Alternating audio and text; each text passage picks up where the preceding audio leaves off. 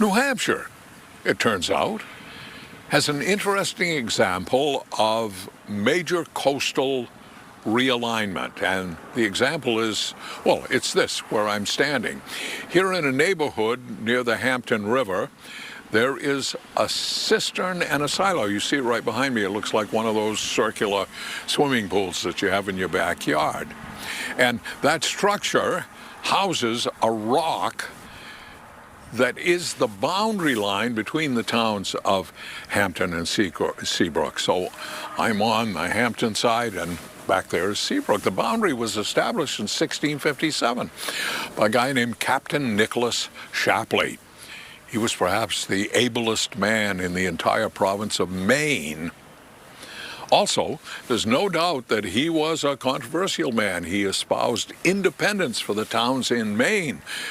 But you know, in 1644, the Massachusetts Bay Company had a land grab, and they took over all of what is now Maine, declared it theirs. It was part of Massachusetts. Captain Shapleigh contended the land grab. He was, beside a seaman and a militiaman, he was a selectman, a county treasurer, a lawyer, a surveyor. He was very able. And perhaps, most importantly, he came from the biggest family, that is, the most important family in the area. He also was Church of England, whereas Massachusetts, of course, was Puritan, and he made trouble for the Bay Colony speculators. Boston people were afraid of him.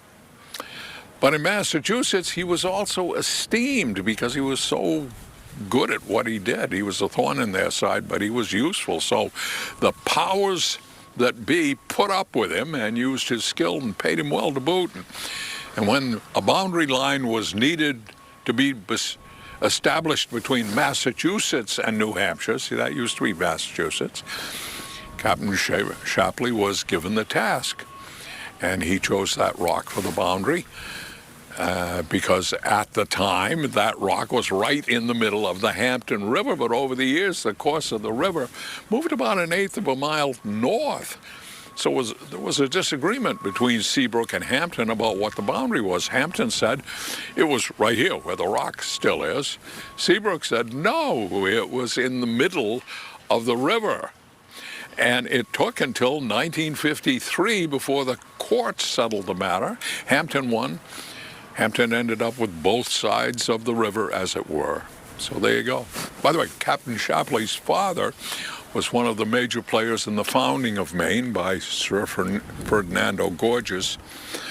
The Shapleighs were from Devon in England, from a town called Kingswear. And the family residence, palace, as it were, was called, you ready for this? Kittery House.